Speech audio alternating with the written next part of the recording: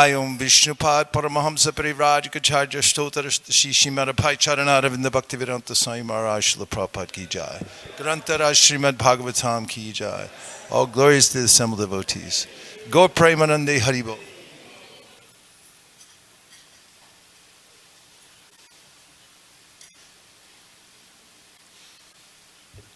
Om Namo Bhagavate Vasudevaya. Om Namo Bhagavate Vasudevaya. Om Namo Bhagavate Vasudevaya. Narayanam Namaskritya Naram Chaiva Narottamam Devim Sarasatim Vyasam Tato Jayamutiraye. We're reading from the Srimad Bhagavatam, Canto 1, Chapter 17, Punishment and Reward of Kali. We're taking up at text number 4.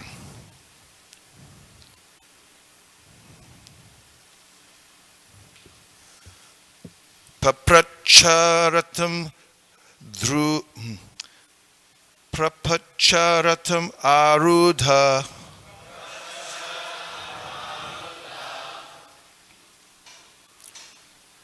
Kartasvara Parichadam Megha Gambhiraya Vacha Samaropita Karmuka Papracharatam Arudha Kartasvara Parichadam Megha Gambhiraya Vacha Samaropita Karmuka.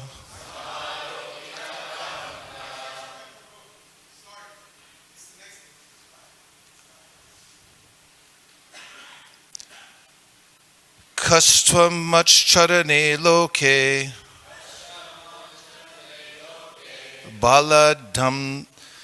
Baladhams Yabalan Bali Baladhams Walaban Bali Naradevo Siveshena Natavat Karmana Dvija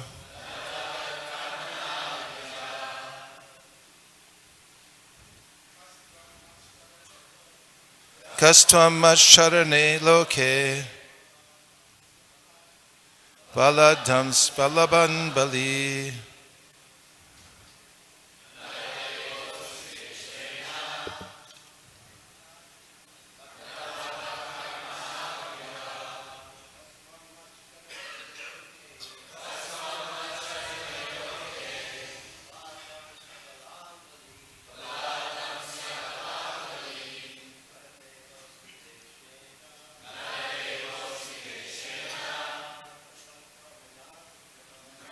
Vaishnavis.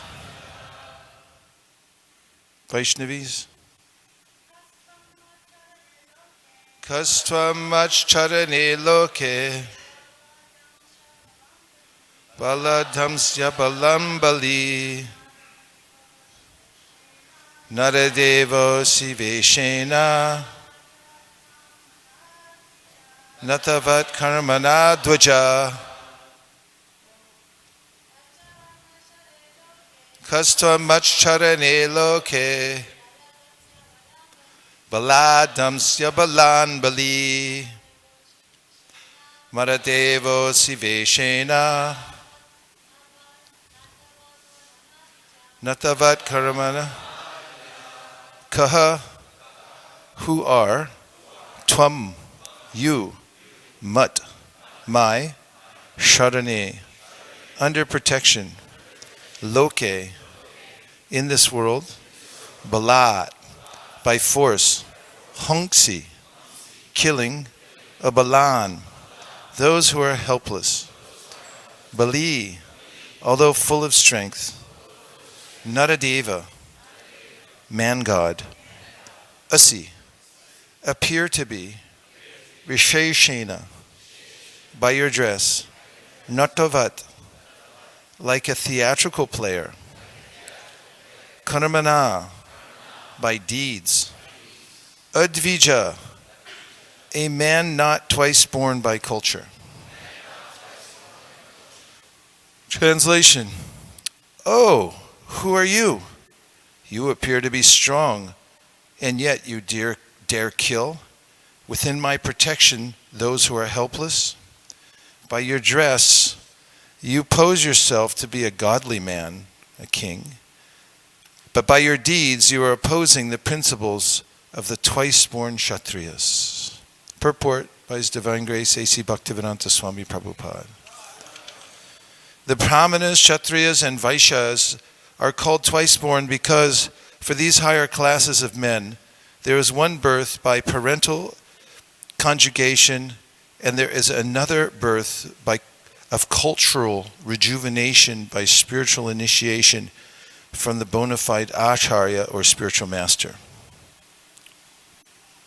So a Kshatriya is also twice born like a Brahmana, and his duty is to give protection to the helpless. The Kshatriya king is considered to be the representative of God, to give protection to the helpless and chastise the miscreants. Whenever there are anomalies in this routine work by the administrators, there is an incarnation of the Lord to re-establish the principles of a godly kingdom. In the age of Kali, the poor helpless animals, especially the cows, which are meant to receive all sorts of protection from the administrative heads, are killed without restriction. Thus the administrative heads, under whose noses such things happen, are representatives of God in name only. Such powerful administrators are rulers of the poor citizens by dress or office, but factually they are worthless, lower-class men without the cultural assets of the twice-born. No one can expect justice or equality of treatment from once-born, spiritually uncultured, lower-class men. Therefore, in the age of Kali, everyone is unhappy due to the maladministration of the state. The modern human society is not twice born by spiritual culture. Therefore, the people's government by the people who are not twice born must be a government of Kali, in which everyone is unhappy.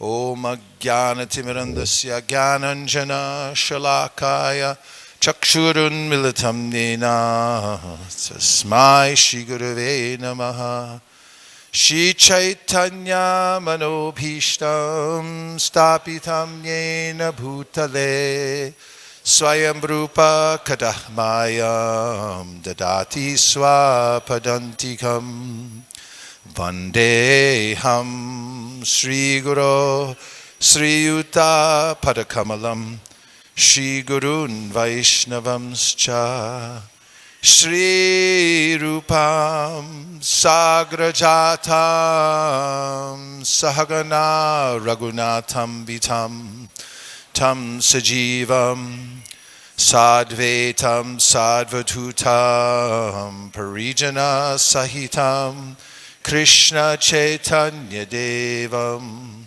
Shri Radha Krishna Padan Sahagana Lalita Shri Vishakanvitamscha He Krishna Karuna Sindho Dinabandho Jagatpate Gopesha Gopika Kanta Radha Kanta Namostute Tapta Kanchana Gaurangi Radhe Vrindavaneshwari Vrishabhanu Sute Devi Pranamami Hari Priye Vancha Kolpatarubhyascha Kripa Sindhubhya Evacha Patitana Bhavanebhyo Vaishnavebhyo Namo Namaha Jai Shri Krishna Chaitanya Prabhu Nityananda Shri Advaita Gadadhara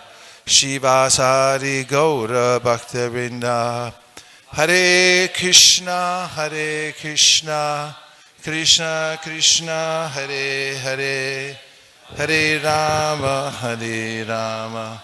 Rama Rama Hare Hare Kastvam Machcharane Loke Baladam Yabalan Bali Nadadevo Si Visheshena Natavat Karmana Dvija. Oh, who are you? You appear to be strong, and yet you dare to kill within my protection those who are helpless. By your dress, you pose yourself to be a godly man, king. But by your deeds, you are opposing the principles of the twice-born Kshatriyas.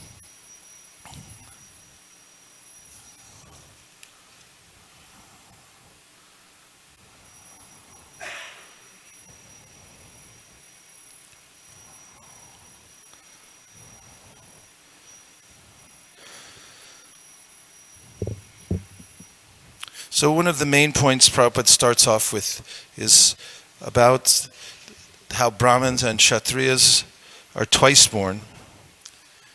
And this is an important, or the most important aspect of human life, that one come to a higher level of purification so that one can be of use to society, especially in the context of this verse and speaking about the duties of Varnashrama and Brahmas and Kshatriyas. Without such refinement, leaders in general have the tendency to cheat.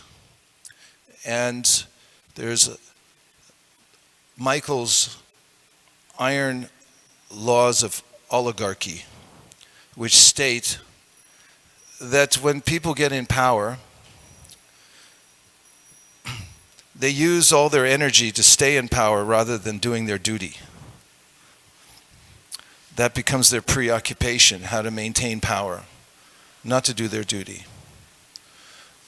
But when somebody has a clear idea about the purpose of their duty, Dharma swanustita pumsam vishvaksena katasuya no pariyad yadiratim shrama evahi kevalam, and that is, as stated in the beginning of the Bhagavatam, 2nd chapter, that one is meant to do one's duty, and one's duty is prescribed by one's swadharma, one's natural proclivity.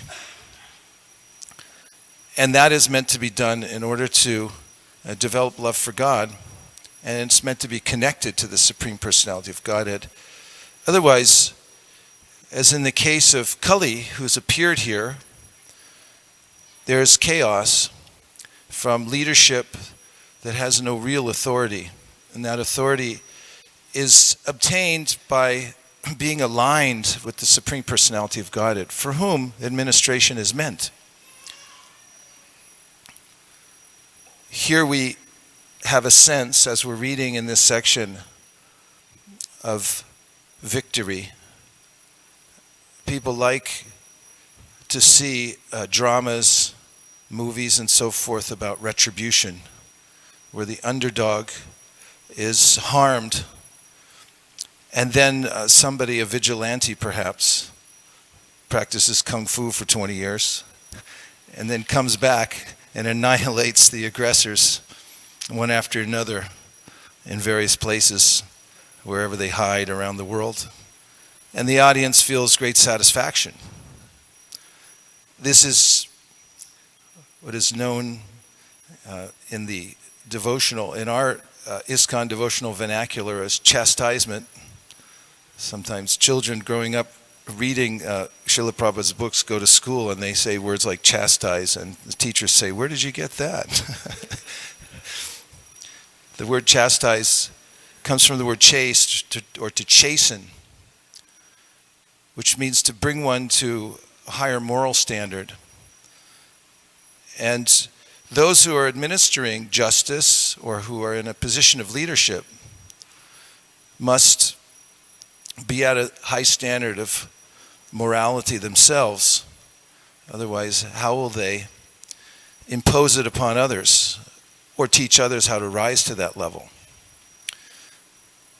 So we all feel here, I hope I'm speaking for you correctly, that when Maharaj Parikshit appears and questions Kali, who are you? What gives you the right to punish innocent creatures like the cow and the bull?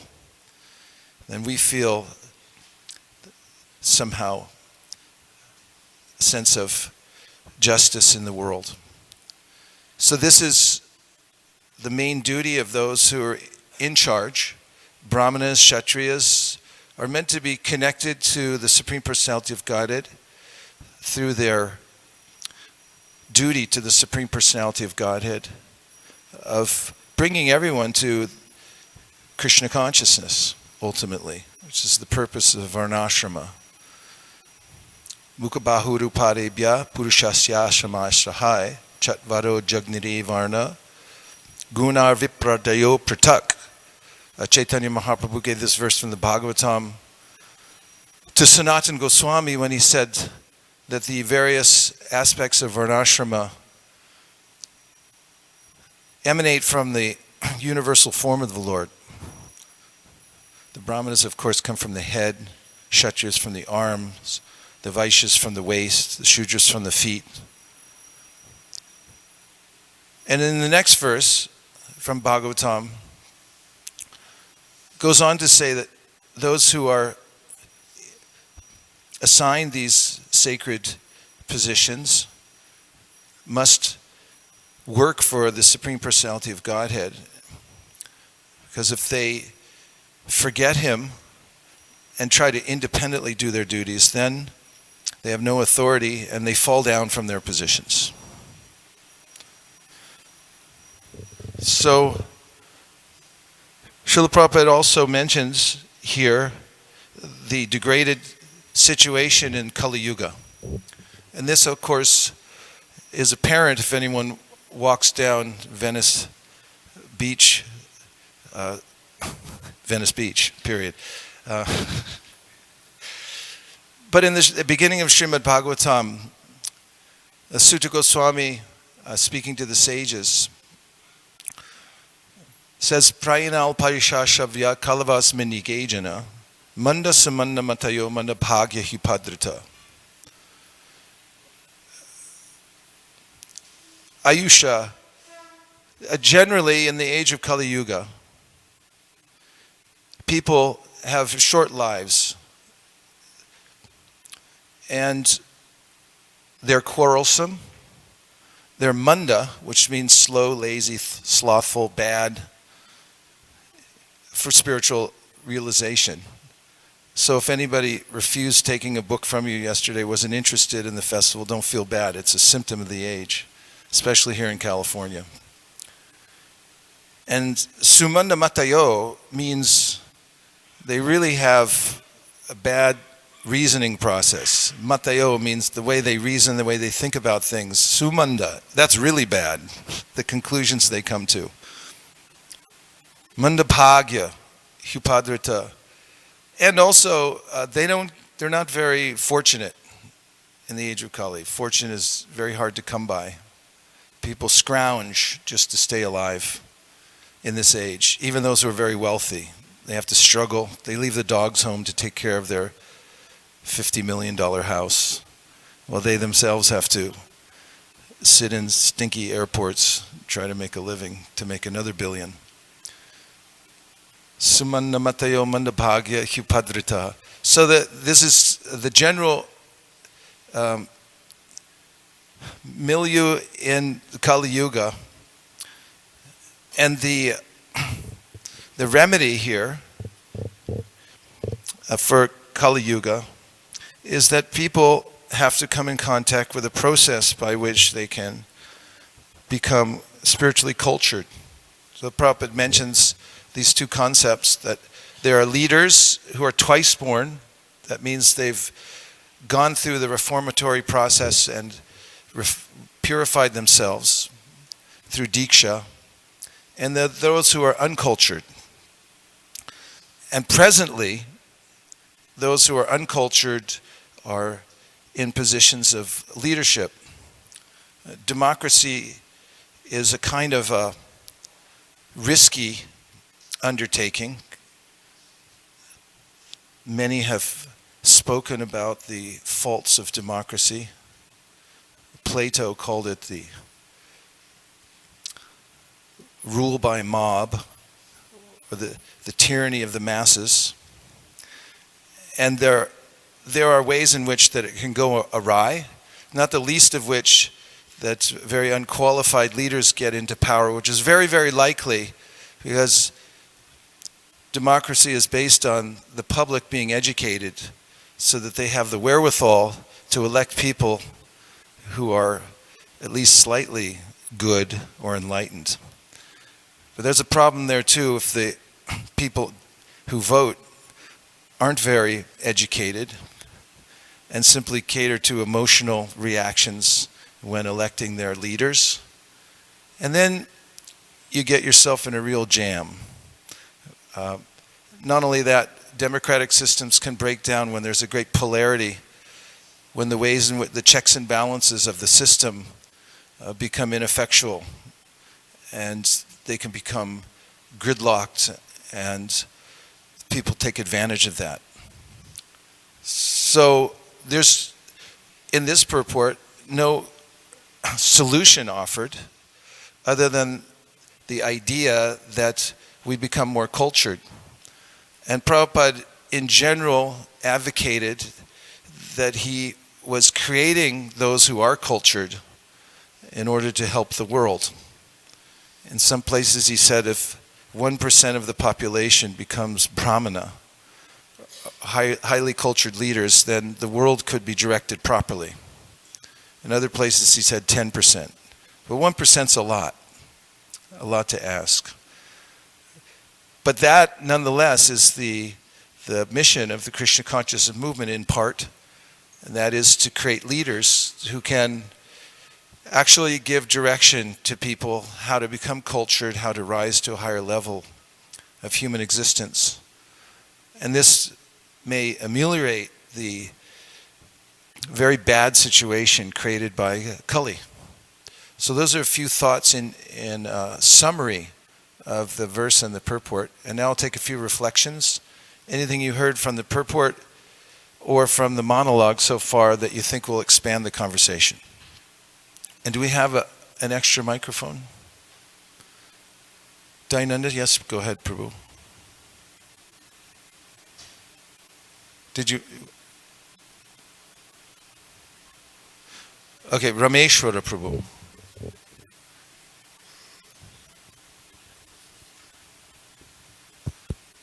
I know that sometimes even devotees make the mistake of thinking this is a vegetarian movement.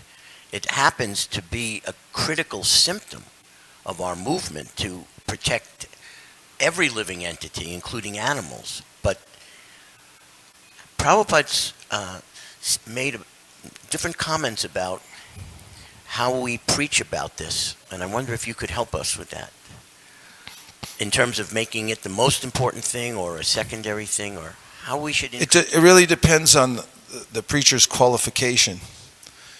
And in general, Prabhupada made a point that we're not necessarily vegetarians, because people can be strictly vegetarian or even vegan and be wholly atheistic. So we're not vegetarians per se, but really as a byproduct of the consciousness of Vidya Vinaya Sampane Brahmane Gavihastani Shuni Chaiva Shupakecha Pandita Samadarshina. Devotees are very hesitant to commit unnecessary violence, and what's more, they're dedicated to taking prasadam and offering the purest types of foods to Krishna. So that's one general way in which Prabhupada presented. Prasaditarian? Prasadarians? Prabhupada said that? Yes. Okay, Prasadarians.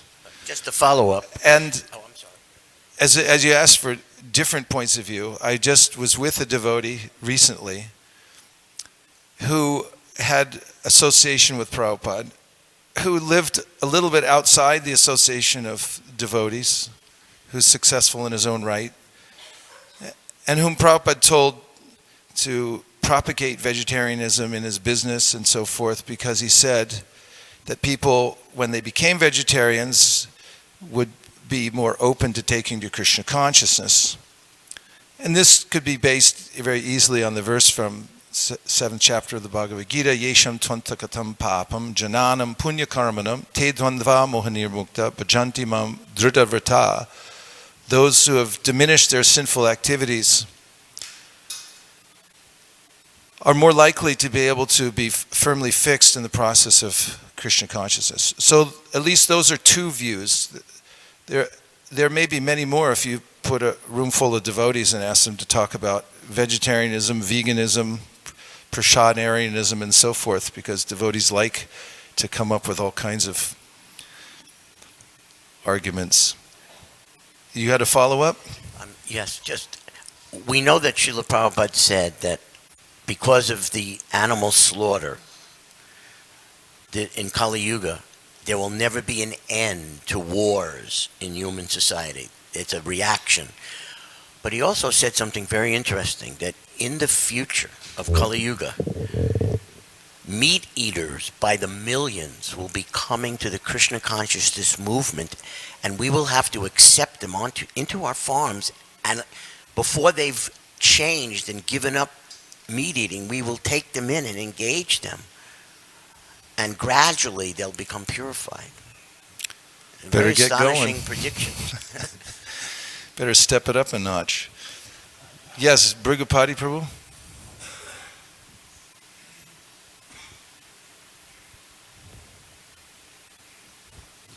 Hare Krishna. Thank you. Hare Krishna. So Maharaj Priket's specific criticism of Kali was that he was not a bona fide representative of the twice-born. So what are the things, because we're also representatives, we're supposed to be representing Srila Prabhupada and, the Brahma Madhva Gaudiya Sampradaya Guru Parampara. So what are the things that, in your opinion, that we should be most conscious of and always keeping in the forefront of our mind in order to be proper representatives of Srila Prabhupada in the disciplic succession? I just listened to a lecture of Prabhupada yesterday where he said, when someone says, here's my opinion, he said, the person, you should understand he's a rascal. So I don't think I should give my opinion. He said that authority is attained or obtained by following the teachings of Guru Parampara and of Bhagavad Gita. And even if somebody's a neophyte, but has faith in the teachings of Krishna and the Bhagavad Gita, and has faith, as Prabhupada writes in the Chaitanya Charitamrita, that Krishna and his holy name are non-different, and thus simply follows the teachings as given through the Bhagavad Gita, through the via medium of the bona fide spiritual master, such a person will be very effective in spreading Krishna consciousness. And we see this in the beginning of the Krishna consciousness movement. Western devotees came who didn't have a wide context of understanding various conflicting and confusing ideas about various philosophies from the East, but they simply were taken by the power of Srila Prabhupada's presentation and fell in line with his teachings, and therefore being sent, even as neophytes, to various places around the world and giving the simplest of presentations based on what they understood so far, with the foundation that Krishna is non-different from his name, and that the Bhagavad Gita is the direct word of the Supreme Personality of Godhead, and that Krishna is the Supreme Personality of Godhead, who's the source of Paramatma, Brahman, and everything else. Such people were infused with authority or empowered and were effective. So if someone follows in the footsteps of the previous acharyas then such a person becomes empowered. This is the principle that is given throughout Shastra in many ways. Yastu sarvani bhutani atmani vanu pashyati sarvaputeshu chatmanam tatona vijagupsate. Sri Upanishad uses the word ish anupashyati. Anu means to follow, pashyati means to see. One who sees according to the Shastra and according to those who represent Shastra, the acharyas, and acts accordingly is above the fray of the material world. And furthermore, Kurvanti, the 11th canto, somebody give me the verse I'm thinking of, please. Kurvanti govatsa padam bhavabdin. The demigods praying to Lord Krishna within the womb. Could somebody look it up, please? Do you have a shloka book? What is it? Oh, sorry. Yeah, 10th canto, but could you give me the verse, please? Somebody look it up. Just get a shloka book. Therein, the demigods say that one who follows in the footsteps of Mahat Kritena, that means the great acharyas, the self-effulgent acharyas, they're able to cross over the ocean of material existence very easily, just as much as one can step over the water contained within the hoofprint of a calf. Normally it's impossible to swim across the ocean, but when one, as Prabhupada points out in the Krishna book, when he's giving his summary of this verse, approaches the process given by the bona fide acharya, then the water within the ocean of bhava, the material existence, shrinks to the size of the water contained within the hoofprint of a calf. You can easily step over it. Archie Tabru, are you looking it up? Because I don't see anybody else. Oh, okay. What is it? Tvayam bujaksha kilasatvadamni samadhina veshita chetasaike twatpada potena mahatkritena kurvanti govatsa padam bhavabdim.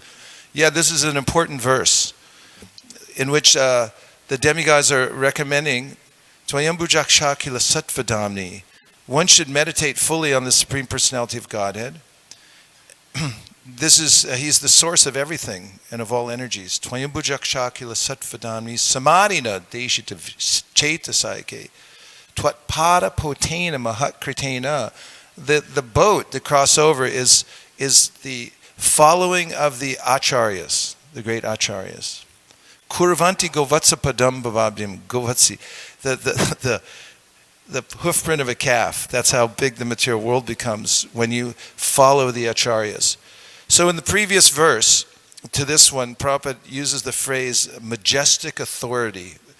When Parikshit steps in, Prabhupada says here the majestic authority of the Vedic king, of the Rajarshi is apparent. And that word of majestic, it means beautiful, but it also has roots in the word major, because the person is connected to the original source of everything. And when that disconnection is there, and especially when it's within leadership, if someone gives their opinion or concocts a system, it's bound to fail, because it's based on manoratenas and davato bihi. It's a mental speculation, and it's going to be rough going, trying to do patchwork. All kinds of economic systems, like in America, there's this idea that we're off the gold standard. Prabhupada talks about this in the first canto also. Going off the gold standard, I think during the Nixon administration, currency is not tied to anything except for the Fed, who adjusts the interest rates from time to time, tries to balance everything out. I mean, tell me if I'm saying anything wrong, Satyanarayan Prabhu. And it's a roller coaster. And if you actually look at it, it's numbers on a screen. How much wealth do you have? As much as you can concoct in your mind. And so all these systems become dislocated when they're not connected to the major or the original Supreme Personality of Godhead and the Acharyas. Another reflection or question? Apurva Prabhu. Okay. Uh-oh, you don't have the mic yet. Here it comes. Democracy, rule by mob. At the present moment, we are seeing two juxtaposed positions. In government, we see the present leader. I can barely hear Apurva if you turn it up. Present leader in the United States, and also yesterday we had the Association of Tulsi Gabbard. And then when I came home, I saw Krishna Garanga viewing what's been going on in San Jose, a couple other places, mob rule of a quantity of living entities in the Mexican bodies are being killed. So I'm just wondering if you can comment. On what? If you could just restate a question in one sentence. What's your specific question? What do you think we as devotees can do in this arena of the government and having a leader, and you have a devotee who's going for that position? Well, the main thing is to chant really good japa.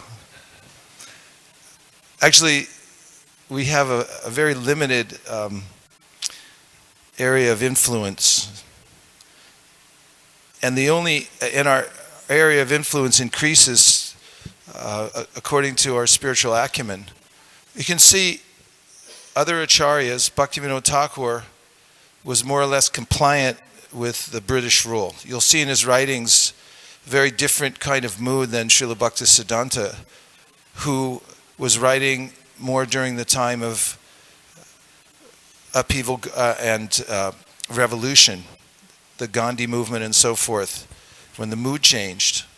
But Bhaktivinoda Thakur doesn't foment revolution or talk about how to get involved politically and so forth. He mostly talks about developing the devotional sabha, how to spread the holy name through the system of having each and every devotee become a leader in his or her own area and spread Krishna consciousness and so forth. This is the way that he speaks. Srila Bhaktisiddhanta Saraswati Thakur was a slightly more revolutionary, but he didn't involve himself so much in politics. Prabhupada had a foray with a few disciples who started a political movement aspiration, but he pulled it back. And apparently, because if you follow the letters, it was really because he didn't want his main preachers to get so involved in something that would take them away from their spiritual practice. Uh-oh, Dayananda Prabhu raised his hand.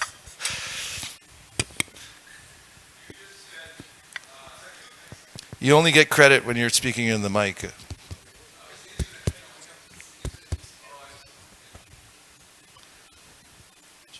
Actually, the main thing is the internet. We're just the live studio audience. Jai Internet. Hare Krishna.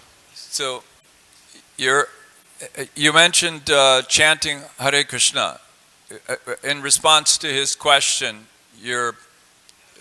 I felt that your forceful response was chanting Hare Krishna. How do you see the role of Nishkama Karma Yoga?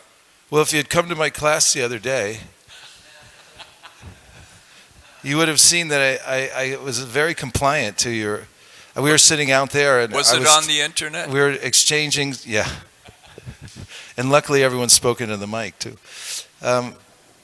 Yeah, we were having a discussion before the class, and I was talking about the direct process of devotional service, and Dayananda Prabhu mercifully chastised me and said, what about Nishkama Karma Yoga? And so afterwards, with Navina Nirada as my witness, and Vijay Prabhu, I looked into it a lot, and I presented it in the class. that for most people, being connected and getting purified is a gradual process, starting with karmanye varikaraste mapalishu kadachana makarma pala hetubur mate sangostakarmani. One has to learn how to become detached from the results of one's work and gradually understand one's not one's body, and then come to the process of pure devotional service.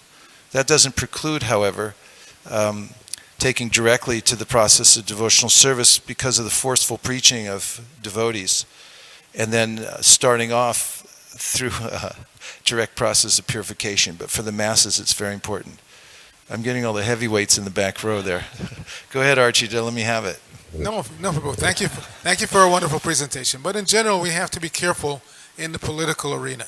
We're living in the United States where, at least on paper, there's supposed to be separation between church and state. So that's one thing. We cannot preach from the altar support for any particular candidate. We can't do that. And also, within our movement, not everybody supports, just because I like a particular candidate, I think all other devotees should, but it doesn't work that way. The president that we have right now, many devotees don't like, but some devotees like. How can you figure that? So we don't stress any particular affiliation from the Vyasa-san. Privately, you can say anything you want, but from the Vyasa-san, we have to be very careful. Now, well, I'm sure you noticed that I didn't make any such comment. Yes, I did, and I Thank appreciate you. it. That's why I said thank you. For the record. Thank you for your presentation. Anything else? Yes?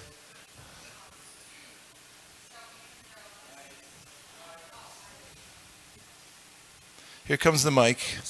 You'll get it in 7 seconds or less, or your money back from this class. Well, we know that Srila Prabhupada was very strong about punishing, such criminals who hurt other living entities, even animals or people. But besides that, I won't quote exactly what Prabhupada said. This is very heavy. But you know how pretty soon Maharaj Pariksit is going to be speaking to the cow and the bull and asking them who did this to you and everything. So you know how in the beginning, like we accepted every single thing totally literally, and you could say suspended our logic and intelligence in a way? Like there was no question. Everything was accepted. So I'm just wondering now, are the cow and the bull literally speaking, or is it like, a metaphor? It's both. The cow it's a big question of whether humans domesticated cows or cows domesticated humans. Humans really have to live around cows in order to be productive, ultimately. And the idea that we can do without them is to our folly. We end up with agriculture that's out of balance. The kind of agricultural practices now are not sustainable in the world. The cow brings everything down to the right speed. If you follow the cow and take care of the cow, then you're going at about the pace that you're supposed to go. And if you take care of the bull will naturally be happy, and so will the rest of the humans. So we have very practical ways in which keeping the cow and the bull in the center, and agriculture, anad bhavati bhutani. There's a way in which grains are important for human society, because as Prabhupada said, you can't eat nuts and bolts.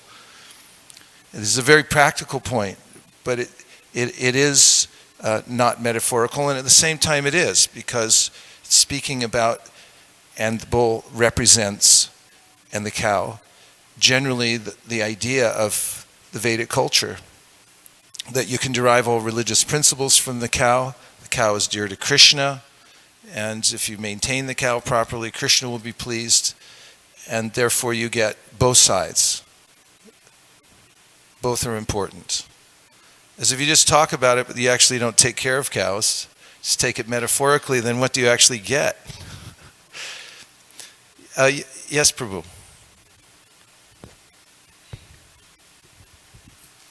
Radhe Shyam. Everyone say Radhe Shyam. Thank you so much for class, Guru Maharaj. Just a reflection, because you mentioned this point about how Srila Prabhupada said that once personalities become vegetarian or they stop eating meat, then they become more receptive to Krishna consciousness. And so I have this friend who I've been talking to for a long time, and we'd often get into logical, supposedly logical, utilitarian or consequential arguments about meat eating and stuff. And I would always speak from the heart, just give my personal experience about how animals have feelings and they're actually living entities. And eventually he admitted to me that, oh, you're right, actually I'm going to stop eating meat.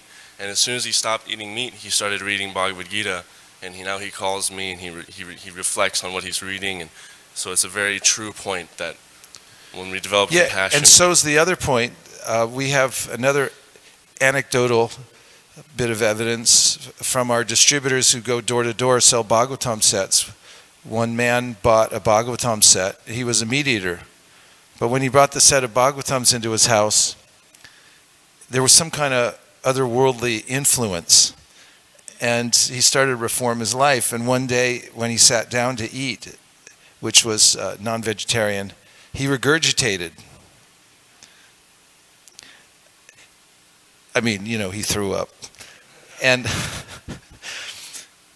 realized at that point that something's come over me. Physically, I can't even do this anymore. And as he started reading the Bhagavatam, he started chanting Hare Krishna, and then really his life was finished. Now he's actually twice initiated devotee. So you can go many different, you have to take each as an individual case. It's nobody in the material world is free of complexity. And devotees who are teaching Krishna consciousness are like those technicians who disassemble bombs. Sometimes you see in movies there's all these wires, and they have like pliers, and bombs ticking down, and you have to cut the right wire in the right combination. You have to be careful when you're dealing with people's lives to try to help them undo the complexities and take to the process of Krishna consciousness. Anything more? Yes, last point, and then I have a question for you all. Thank you very much for the wonderful class, Prabhu. So you were mentioning about to be a vegetarian or to be a vegan. So it reminds me one lecture by Tamal Krishna Maharaj. So in that lecture, Maharaj, he was saying that elephant is a vegetarian, cow is also a vegetarian, but they are animals. But we devotees, the difference between us and the animals, we are prasadantarian, and that's the difference. So I just want to share one thing. Thank you. That was very helpful. We'll stick to that. Now I have a question for all of you, and that was, what one thing, please, did you see yesterday that was perhaps life-changing, or at least a highlight of your day as we put on together this? Okay, Archie just got it. He's got the jump. Go ahead. I heard that question expressed in the Pujari room this morning. Yes? That you asked that question yesterday. Yes. And Abai answered you. And Abai said, you. Ha ha ha ha.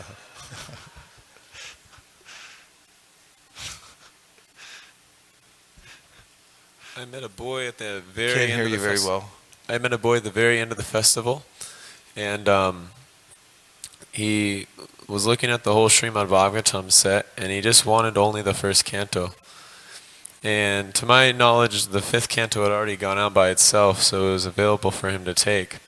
But the reason why he was attracted to it is because he was a spiritual person, but he wasn't very convinced that he should read spiritual literature. So he did, a library angel flip to the middle of the book, wherever it would land. Yeah. And where he landed was Sukadeva Goswami, the point, Sutta Goswami saying, why would Sukadeva Goswami need to recite such a literature? Why would he need to? And that verse spoke to him.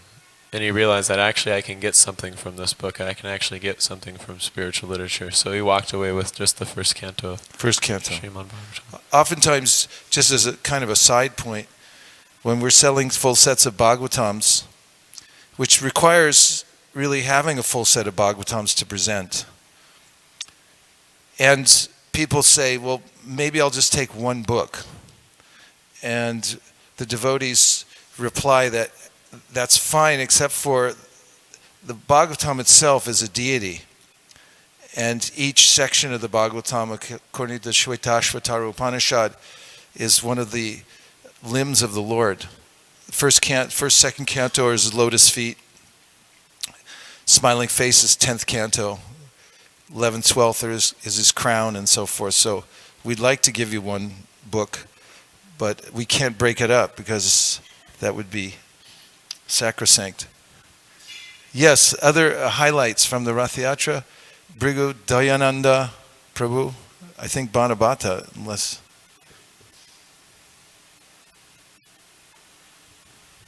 Sadhu Sangha. How succinct and wonderful is that? Yes, Sadhu Sangha.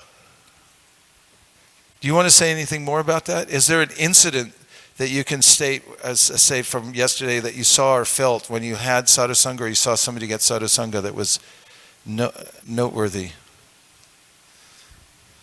Well, I had the fortune of seeing Bhardraj after many years, maybe decades, and I had like an hour-long conversation with him about his project, and other devotees about their projects, what their service is, and it reminded me of sort of the so-called old days. You're meeting devotees in Mayapur, and we were just talking about service. Sometimes as old men, we just complain. We complain about ISKCON or our bodies or whatever. We have complaints. But all I've been hearing these last few days, and especially yesterday with Bhardraj, was instead of complaining about our livers and our noses and whatever, we or the GBC, but we were talking about our services, and for me that was very enlivening. Meeting a devotee and talking about devotional service.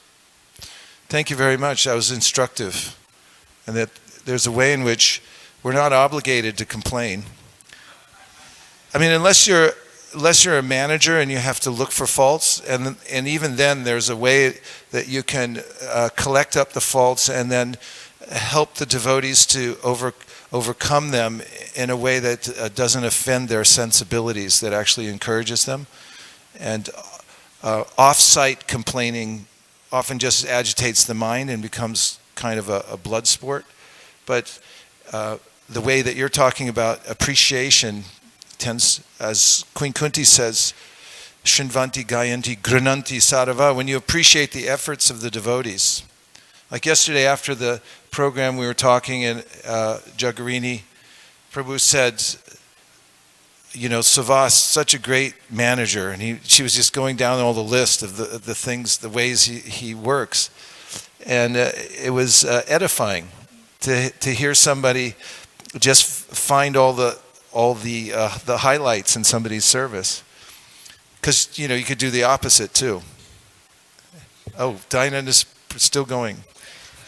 Sorry, you said Savas, so then I have to say that there's a couple of times over the weekend I was talking about Savas to a couple of people that I really like him. He's been here, he's like a rock for many years. So this one young woman, I've forgotten, Gobi, yes, she's from China. So she heard me talking like that. So I said, oh, Savas is over there doing this service, you know.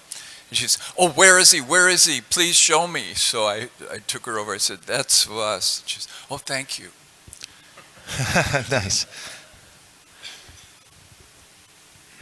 Yeah, because that spreads. When you put out appreciation for devotees, it tends to spread. In fact, there's an old saying, whatever you appreciate, appreciates.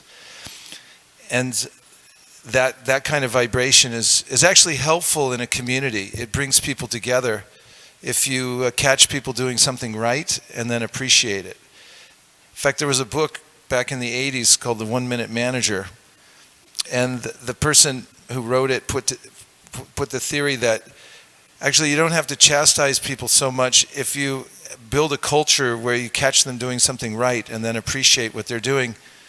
Then they'll notice when you don't do that and they'll think, oh, I'm doing something wrong. Brigapati Prabhu. Thank you. Yeah, I thought Lokanath Maharaj's kirtans were really something special.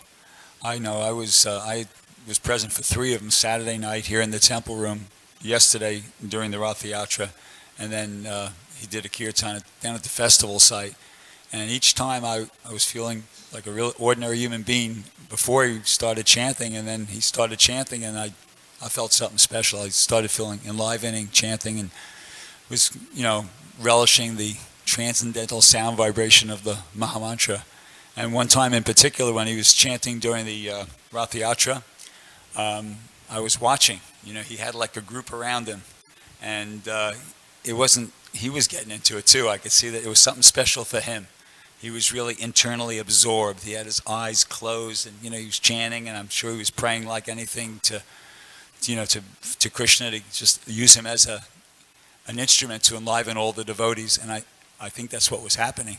And I felt like I was watching a pastime out of the Chaitanya Charitamrita, because the manager, Swavas, and Laikatma both approached him several times. Hurry up, Maharaj, you can't stop here. You got to keep moving. He just ignored him. But I don't think it was false ego. I think he was getting impetus or inspiration from Krishna. No, you're doing fine. Just keep doing what you're doing. It's okay. Yeah, we read about that in the Bhagavatam. The samadhi sages are in, and then somebody comes and they don't even know they're there. Samadhi navesha to chaitasika sandamini.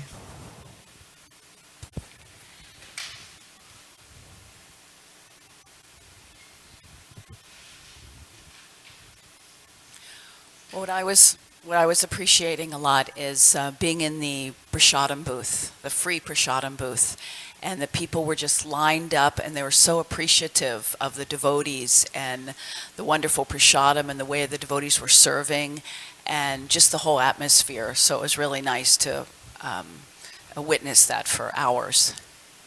Shamali?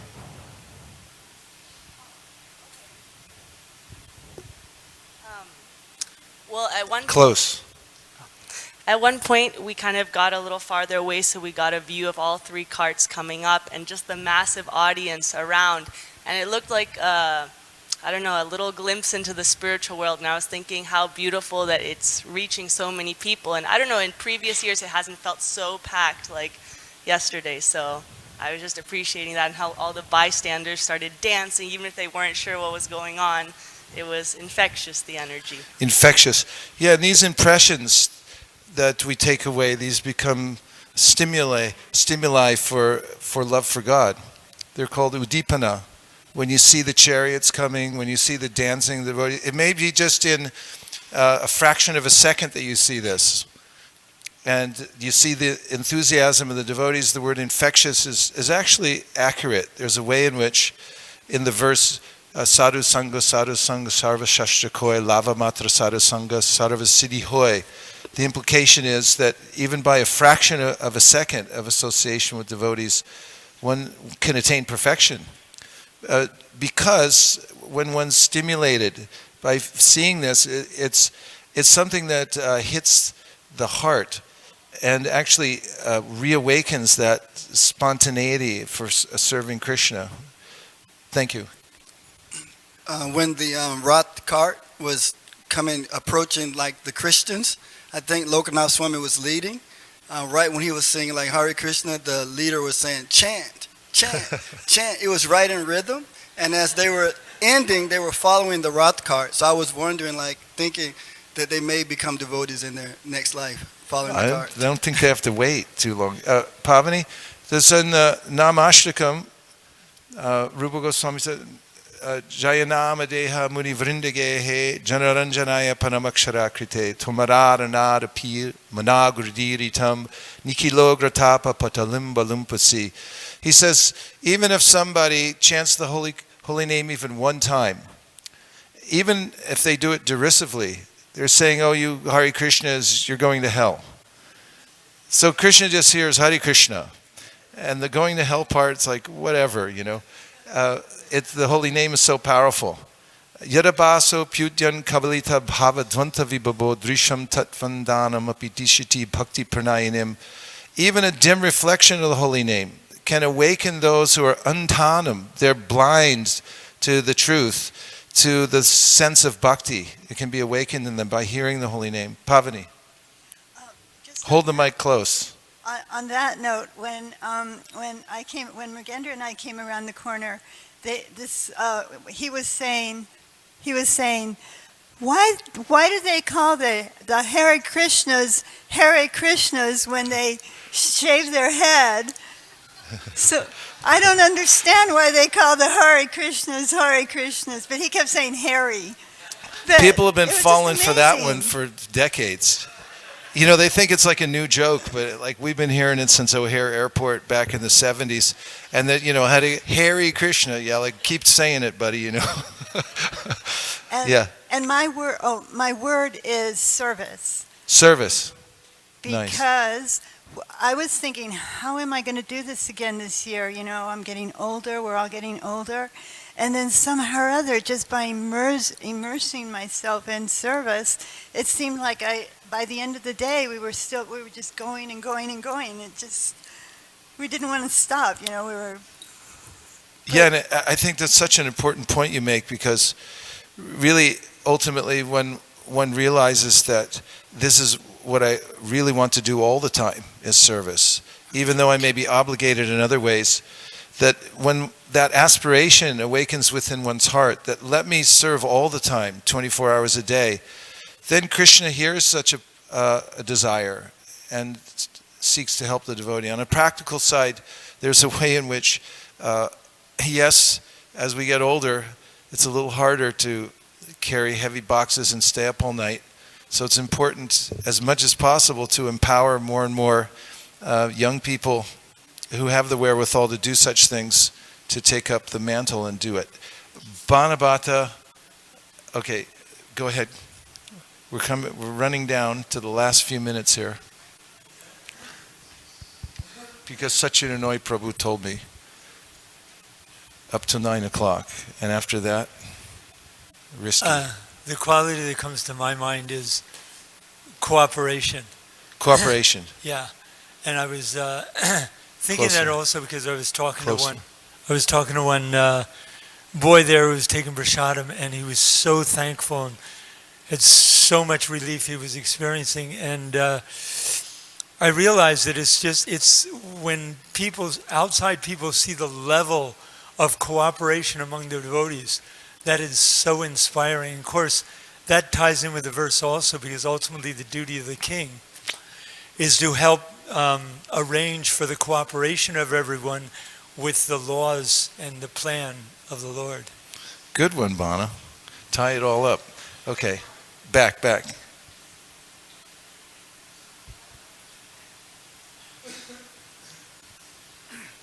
You're next. Make sure to grab the mic. As some of you probably know, I was handing out Hare Krishna movie flyers. We noticed.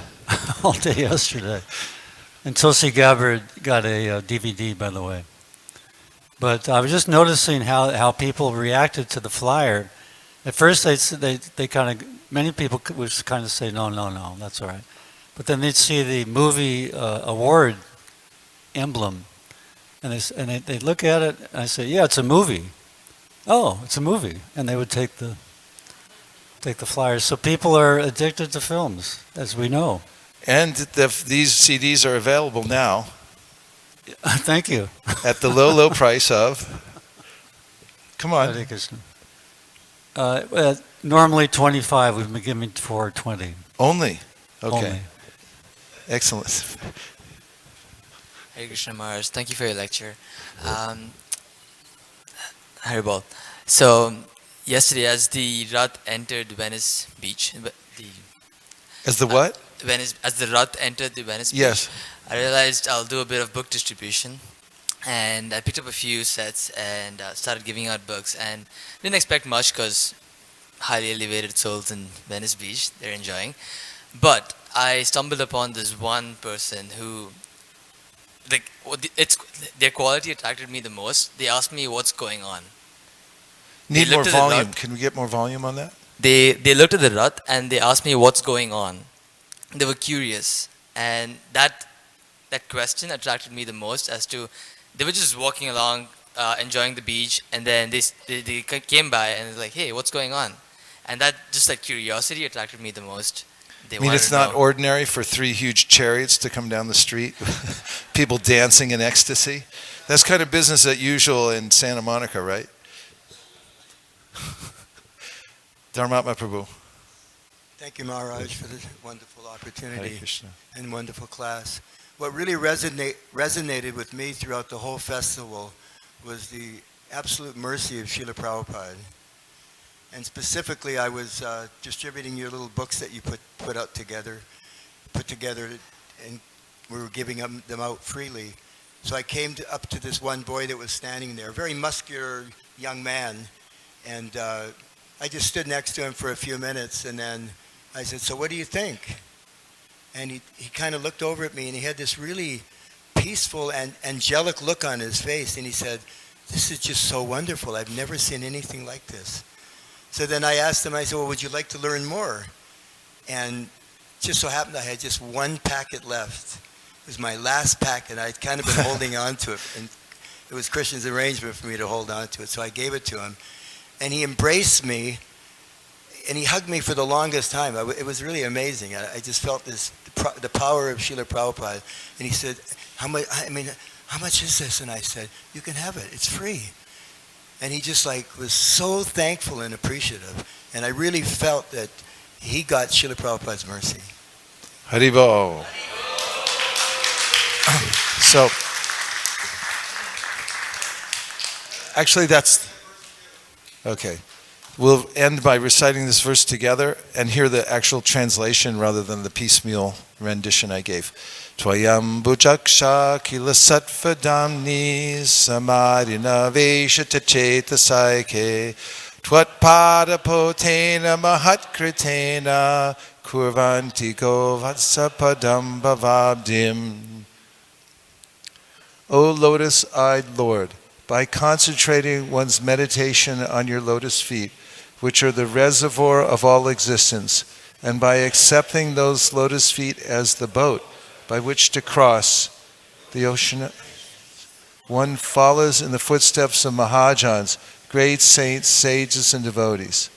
By this simple process, one can cross the ocean of nations as easily as one steps over the hoofprint of a calf. So we make a prayer that we may steadfastly follow in the footsteps of His Divine Grace, A.C. Bhaktivedanta Swami Prabhupada, his mood and his methods, in expanding the Krishna consciousness movement and imbibing all the most important teachings of the Shastras, like the Bhagavad Gita, Srimad Bhagavatam, Chaitanya Charitamrita, Sri Upanishad, Nectar of Instruction.